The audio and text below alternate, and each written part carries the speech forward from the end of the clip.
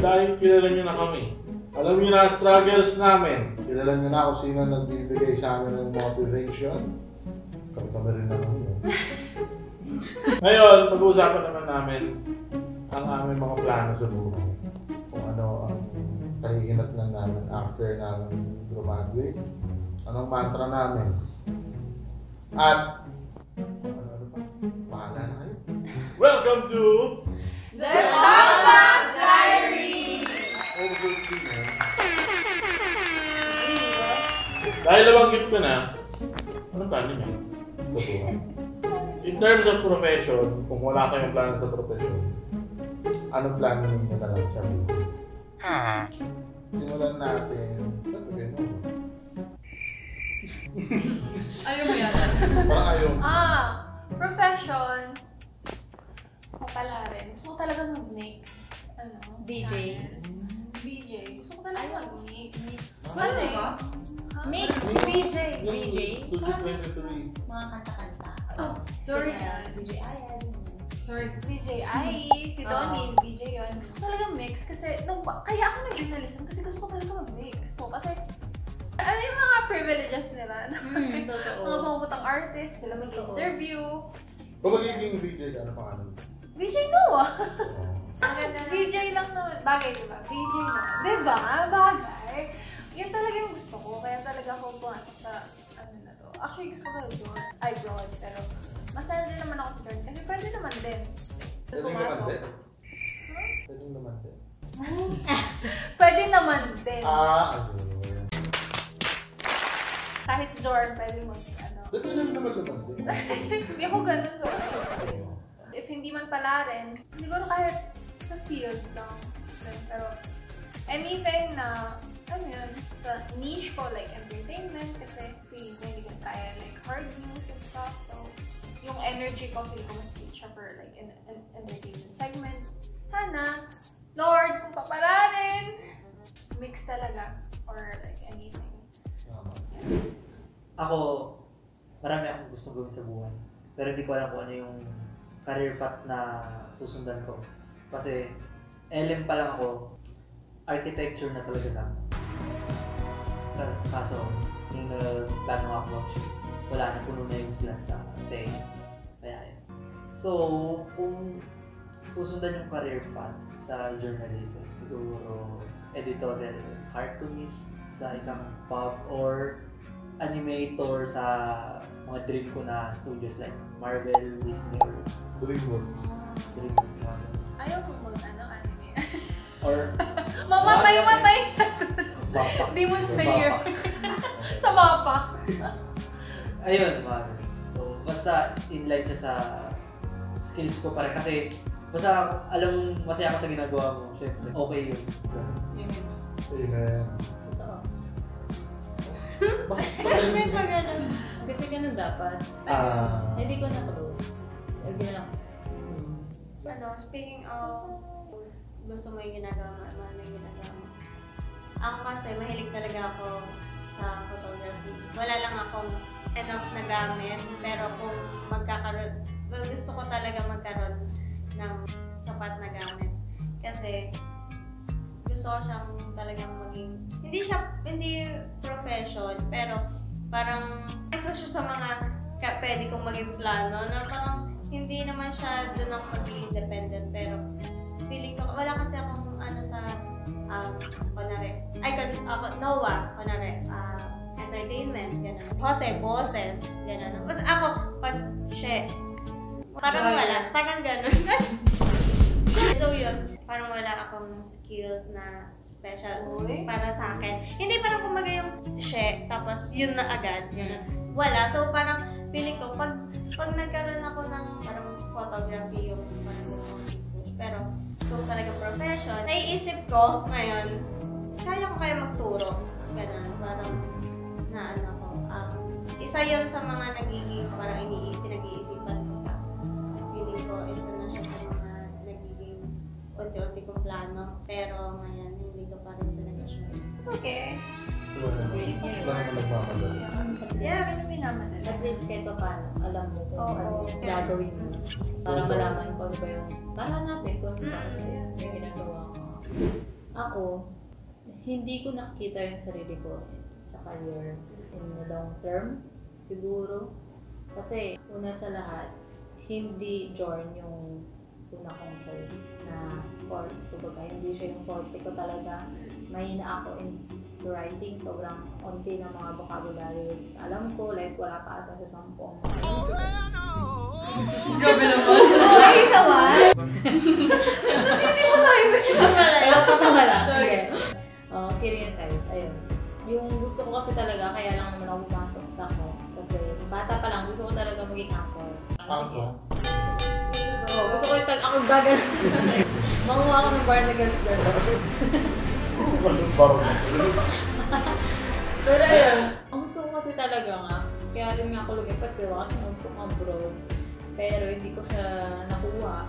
Nilagay ako ni Lord kay Jorn. Siguro para malaman din yung mundo ng Jorn. Pero sa ngayon, hindi ko siya nakikita na ipokurso ko siya na doctor talaga. Kasi isa na rin sa kasi nga, syempre, ang babay sa akin. Sobrang hindi kasi siya practical, lalo na kung may mga responsibility. Example, syempre, hindi na tayo estudyante na. May mga responsibilities na tayo na kailangan natin gampanan. So, kung hindi sapat yung magiging sahod, tapos grabe yung workload, alam natin yung workload ni Joy. Ano kasi talaga siya, passion. Example, mga teacher, ganyan. So, gagawin mo siya kasi gusto mo siya. So, sa ngayon, hindi ko muna siya ipupuso. I think kasi nga, parang hindi pa ako ganun ka financially na komportable para magsete sa ganung job, sa ganung sahod. Pero, I think, siguro naman, kapag umayo na ang mundo at babalik uli ako kay ko. Babalikan ko pa rin siya. Sadyang sa ngayon, hindi muna, magiging practical lang tayo. Tapos hanggang sa, kapag umukay na, umayo na sa akin lahat, settle na, babalikan ko ulit kung ano talaga yung gusto ko. Tapos doon ko na lang siguro siya i-propose. Ayun yung nakikita ko at naiisip ko na kalalagyan ko if ever after ng graduation. So, ayan. After ng graduation agad?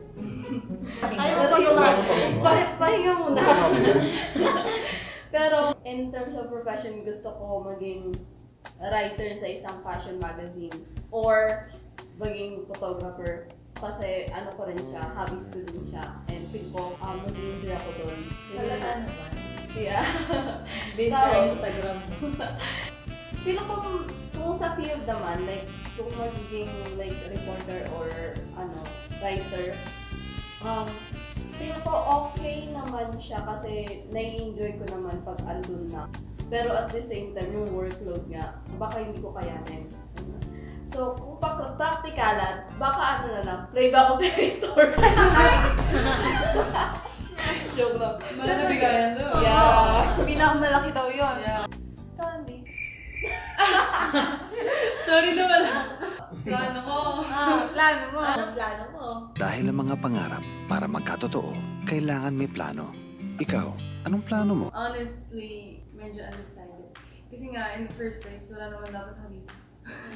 Di ba, AB English yung gusto ko. So, nung una, ayun. Tapos, ang goal ko na career, nung ginusto ko na mag-AB English, is maging writer or like proofreader sa kung anong publishing company. Kaso, napunta ako sa Jorn, tapos parang naisip ko pa na nung nabusan ako ng slot, tapos naka-enroll na ako sa Jorn.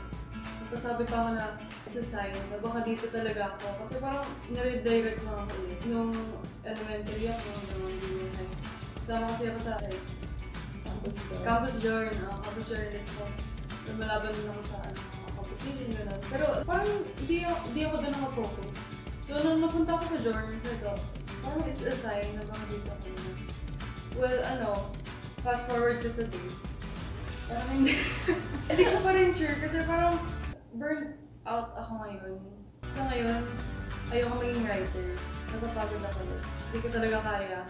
Hindi ko nakikita yung sarili ko na nagsusulat like araw-araw. Lalo na yung sabi mo nga, more of like a passion work siya. Passionate naman ako sa pag-deliver ng truth sa tao. Pero hindi ko kaya yung may deadline na ganyan. Tapos parang umaga pa lang almusal mo yung bad news. Hindi ko talaga kaya. So, feeling ko kung tatanungin ako kung anong career path ang gusto ko, wala akong specific na occupation na iniisip. Pero sure na ako na like, nagre-revolve lang siya around sa industry ng media. It's either, pwede kong i-pursue yung photography. Basta, sure ako na parang medyo nasa creative stage. So, ano gusto nyo ang almusal to yung mga? Good news! Magandang balita! Kahit sino naman, almusal mo ba? Ikaw, kasi. Apektado ang buong araw. Wala akong pangarap ko sa maliban sa radyo. Talaga mag-try. Kasi hindi naman ako pang mukha ko, hindi naman pang television. So, gusto ko mag-radyo. Galing mo, kuya kasi. Ay, yung Papa Jack. Papa Jose. Papa Ang pag-ibig. Tapos, maliban doon, ano pa tulad ko siya? Gusto ko yung magturo.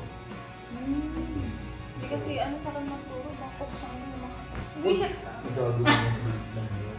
Wala akong pasensya sa gano'n. Pipitigin ko naman sa ano ko. Huwag piniglan ni Pan. Yung mga gusto kong tuturo kasi parang kay Sir Jai. Very chill. I love her. Hindi siya chill eh. Ang chill sa akin si Ma'am Celes. Siyempre, ulo na nagkakaras. Shout out! Shout out! Ayun nga, gusto ko magturo. Tapos, maliban sa radyo, gusto ko rin magsulat. Ng something creative. Literary, no? Kasi yun ang iwan ko eh. Natagal ko siyang hindi na nagagawa. So, gusto ko siyang balikan. At kung sa pagtuturo naman, gusto kong ituro sa mga magiging estudyante ko. Yung sarili kong belief. Yung aking mantra. Ganda rin, di ba? Nice. Ano ba Kasi, mantra? Ano mantra mo? Ay, Ano may tuturo mo? hindi yung mantra ko. Na walang mantra dapat. Walang mantra. Ganun na. Hindi. Ang tuturo ko sa kanila, pagdating naman sa journalism, yun nga yung belief ko na. The triumph of the masses is the triumph of journalism. Oh, I love that. Yun yung belief ko kasi pag ang main audience kasi natin, yung masa, diba yung tinuro natin ng talagaan ng araw. Tinuro sa amin yun, hindi ko alam sa inyo kung tinuro. So, the more na mai-inform nila na kung ano nangyayari sa paligid nila, hindi lang tungkol sa artista, hindi lang tungkol sa hiwalayan ng matatawag ng artista, kabit ng mayaman si Ivana Alawi. The more na magiging involved sila, hindi lang sila yung tuwing election yung magiging active. Mas gusto ko yung alam nila na may kinukurapat sila nito, nawawala yung 11 billion, hindi alam mo kung ginastos. Gusto ko yung gano'n, para IJ. Oo, parang IJ. the more na nalalaman silang impormasyon na gano'n, na mga exposite na gano'n, mas may encourage sila na gumalaw, na gisingin din yung iba. Mahirap mag-gising ng mga Duterte arts ngayon. Pero, gisingin din. Duterte arts. Bago yung tata. Marcos pa rin mga wag na yan. Mahirap silang gisingin, pero ngayon nga. Tsaka, siyempre, isa ko kong belief, wala tayong dapat sinusuportahan na ang dato. Hindi rin dapat tayong pumipili ng lesson. Wala tayong choice. Kaunti nga lang kasi yung nagpa-practice ng tamang journalism. Wala tayong magagawa. Hintay na lang na siguro natin dito. Ayaan mo munang enjoy nila, Andy, si Bicos. Usamin muna. Makakabot nyo naman. Pero kayo, ito ang personal mantra niyo. Personal mantra ko, actually nagbibilo lang ako kanina. Meron talaga. Kasi yung sa'yo kasi medyo na naman ako. Kasi yung mantra niya, for journalism, yung mantra ko para sa sarili ko lang. Kasi yung mantra ko, no rush. I'll shine in my own time. Kasi nga, di ba, as someone na returning nga, nakikita ko yung mga kabatch ko na, nasa work sila, nagbabakasyon na kasi nakapag-ipon na kung saan bansa na nakapunta, may mga work na, professionals na, ako nag-aaral pa rin. So, inaano ko sa utak ko na, it's okay. There's no rush, it's okay. That's fine. I can take my own time, I can take my own pace. I can, enjoy this experience kasi this is something that they did not experience since nga pandemic. They spent 3 years of their college life just in their houses because it was locked down. So the fact that I'm actually I have the chance to, even if our schedule isn't consistently on school, we have online. The fact that I still get to be able to attend classes, meet classmates, spend time with you every after class. I really love it. And so whenever I see them, whenever we scroll or they message me hey, let's go out and stuff, but because they're all out, they're done with their office work, so they can go out, but I'm still in school. We still have our 9 p.m. class, so I can't come with them. So I'm like, it's okay. Like, I'll get there. Just wait for me a little bit. Maybe in 2 years, I'll be with you guys, like cooking dinner and stuff. But for now, I'll take my time. There's no rush because I will rise. I will shine in my own pace. Ito, buti na lang pula yung t-shirt. Ang dumudugo. Ito original ko talaga to na parang ito kasi yung sinasabi sa akin ng tatay ko nung bata pa ako na time is gold. Yun! Pero original! Wow! Totoo na. Parang gusto kong... Pwede ba isang Pinag-isipan ko talaga. Totoo naman. Pero ayun talaga. Kaya nga sa lahat ng bagay na ginagawa ko, ino-consider ko yung importansya ng oras kung makakatulong ba to sa... Nag-isip kasi ako. Sorry. Parang kasi kapiling niya lang Kasi yung tatay ganun ka niya. genuine yun. Sorry, hindi ko na napigilan. Nangingilam ka. Sorry, dapat pala kumikit ko na ako. Ako, Sige, kumikit.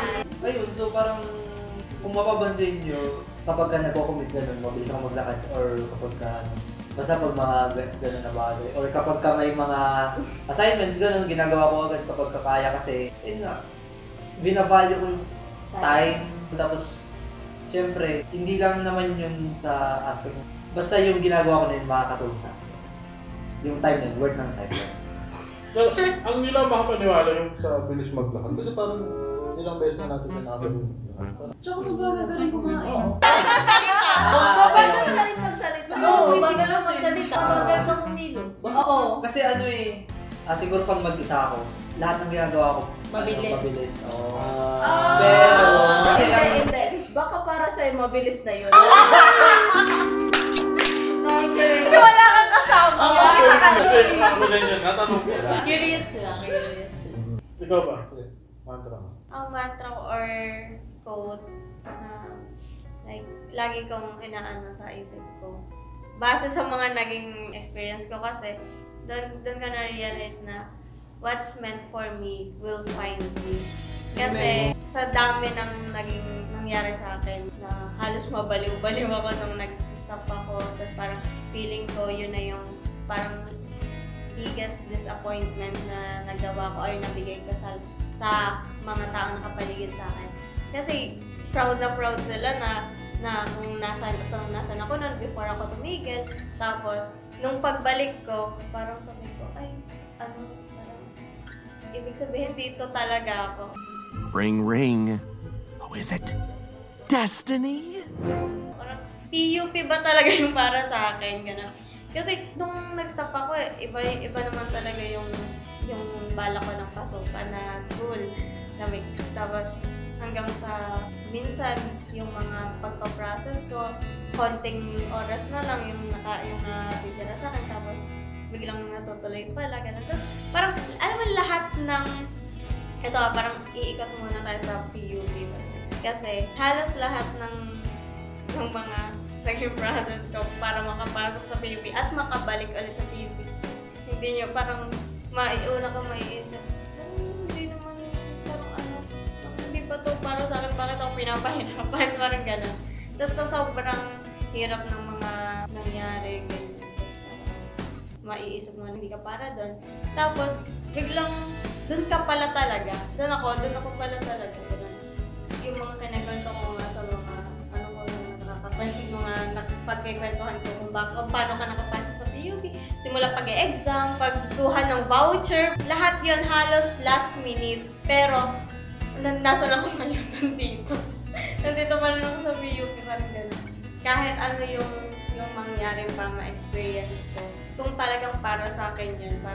Kaya ngayon nandito ako sa PUP, lagi kong sinasabi, para sa akin talaga tong PUP. Dito talaga ako kasi ilang taon akong parang kung saan-saan ako napunta, ganun. Kung saan-saan ako napadpad, ganun. Tapos nandito naman ako ngayon ulit, tsaka nandito pa rin ngayon.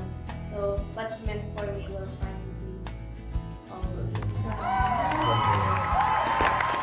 Sa akin, yung mantra ko, bata pa lang ako, mantra ko na siya. Like, hindi ko alam na mantra pala yung tawag dito. Like, ano lang siya na, ayun yung, hindi, parang tinatak ko siya sa utak ko, tinatak ko na siya sa buhay ko. Narinig ko to, nasa church ako. So, basically, yung mantra ko, Bible verse siya. Don't worry about tomorrow, because tomorrow will worry about itself.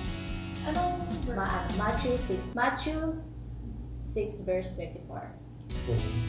Ano ko siya kasi, may times na pag nag-worry ako, nag-worry ko yung mga, kunwari, may upcoming exam, may upcoming deadlines, ganyan, o may mga mangyayari na winu-worry ko ng malala.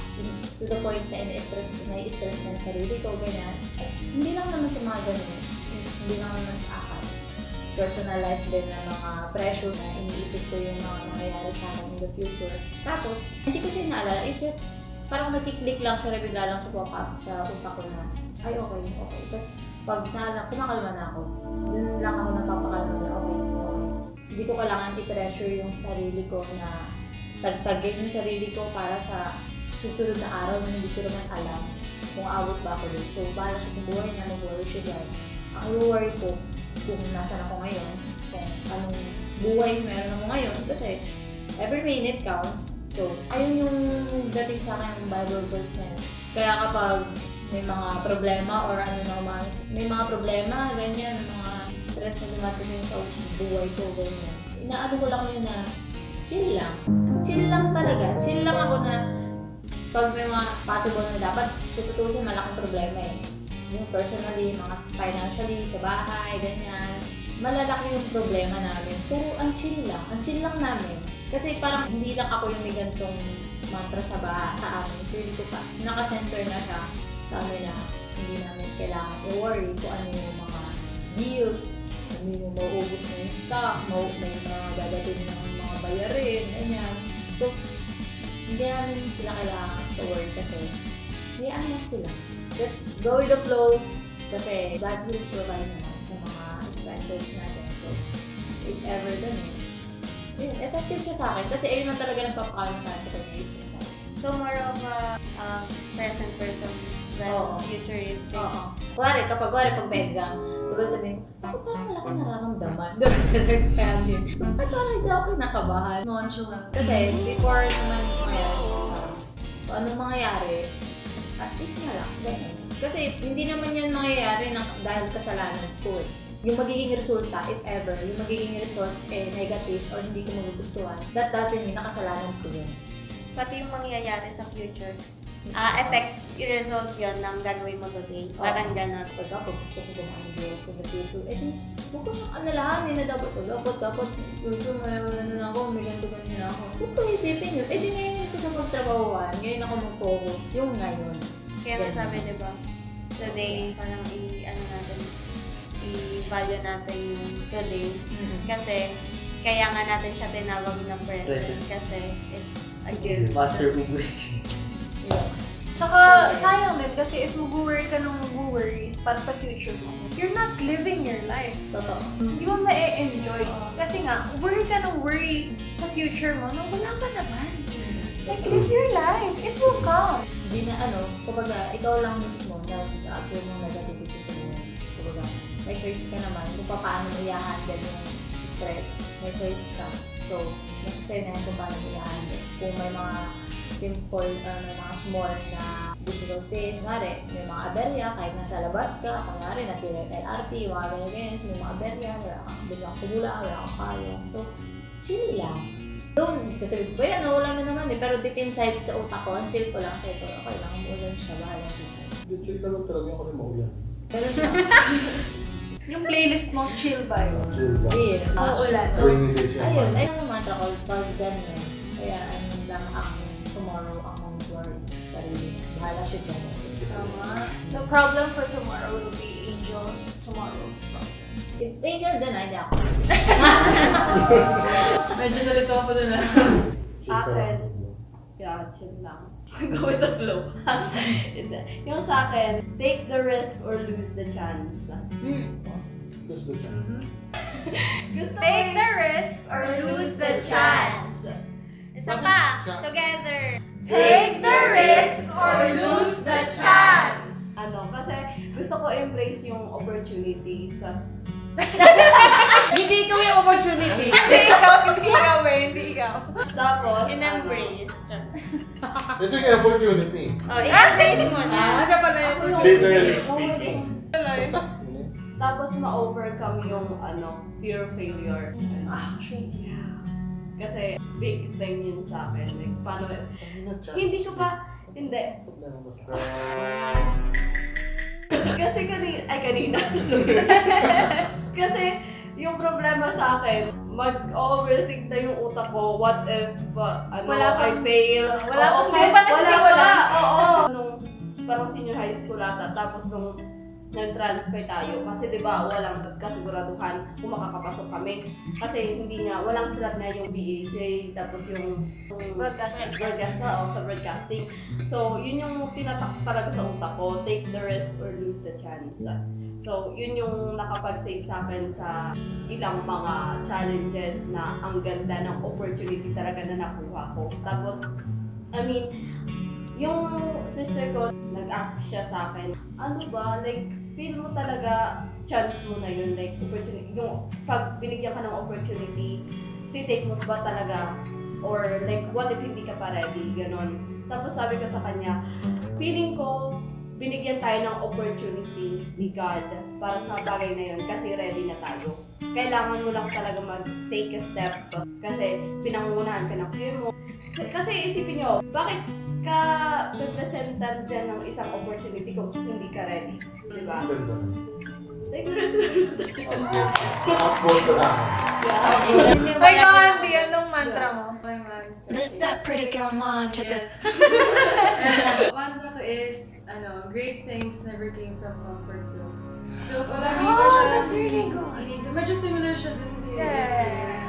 Kasi I feel like I'm not pushing myself nakaswerte. Kunyari, yung sa hobbies ko. Ano hobbies ko? Sabihin mo natin, sige, yung una kong gustong i-pursue na career, gusto ko maging writer. And dati gusto ko rin i-pursue yung music. Dati gusto ko rin i-pursue yung, kahit ngayon, gusto ko i-pursue yung modeling. Kaso, lahat yun, kunyari, magti-take ako ng first baby steps ko. Uumpisahan ko siya. Tapos pag hindi ako magaling, ayun nga, parang sabihin ko, ayoko na, hindi ako magaling. So, huwag na lang, ganun. Lagi ako matatakot na mag-fail. So, ang ending mo lang nangyayari. So, lagi doon lang ako sa comfort zone ko. Dati nag-try rin ako mag-apply sa work nung may time pa ako. And, ayun, wala rin nangyari. Kasi nga, naisip ko, what if hindi ako magaling sa interview? Or what if nandun na ako tapos bigla akong magkaroon ng mental breakdown tapos biglang nag-able ako. Like, marami akong what if. Tapos, sinasabi ko hindi ako magaling dito. Paano ako gagaling? Hindi ko naman pinupush yung sarili ko. Like, in order to be great, you have to practice. Practice mo yung gagawin mo, gusto mong gawin. And feeling ko, kahit ulit-ulit kong iniisip yung mantra ko, yung great things ever came from comfort zones. Feeling ko hanggang ngayon, nasa comfort zone pa rin ako na hindi ako nag-grow. So hanggang ngayon, tinatry ko pa rin mag-live up dun sa expectations ko para sa sarili. So ayun, lagi ko nga siyang iniisip. And feeling ko, wala pa ako dun. Nasa comfort zone pa rin ako. Pero malaki na yung nalayo ko. Like, Malayo kung pa, nandito yung, pero malayo na. Malayo na. Like, nandito ako sa center. Parang nandito na. Lapit na ako makalabas sa comfort zone. So, yan naman. Ipapasok ko sa'yo ang aking mantra. No rush, you will shine at your own time. Thank you. Yun, Because what's meant for you will find you. And, kailangan mo na po yan kasi time is good. Well, ganito sana na. And that does it for our podcast. That's it! Pero yun nga, magandang lagi na natapos natin yung programa natin with our mantras. Talagang mas personal na. Kasi episode 1 tayo, episode 2 struggles, episode 3 future. Talagang nakilala tayo ng mga Teres. I'm going to expect that. Sure. Ayun nga, kung makikita man ito ng mga kapwa nating shifties, attorneys, transferees na student, na sana malaman nila na, or ma-remind sila na hindi sila nag-iisa. Minsan din, kung graduate man kami, hari na ba? God's will. Kung Next year. Kung makapagtapos man kami sa susunod na taon, malaman nila na nandito kami, naramdaman namin yung nararamdaman nila. And meron din kami mga mantra. Sana magkaroon sila. That does it for our episode again. My name is Jose. I'm Noah. I'm She. I'm April. I'm Andy. I'm Jel. You're what? You're what? What? Kumain ka yata, di kayo ba yun? And I'm Luke. Okay. Luke! Luke! Love you! Eerie. And this is The